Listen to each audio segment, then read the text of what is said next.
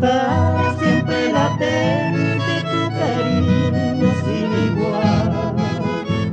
Que nuestro destino tan martirizante, que siempre distantes vivimos los dos, pero sé que pronto nos reencontraremos y nos besaremos con loca pasión.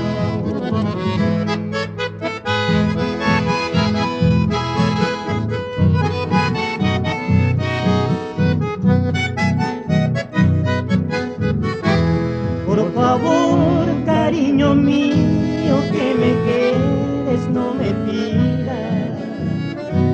Si tú sabes que mi vida es solamente de acá, sé que tú comprenderás, resignada al sufrimiento.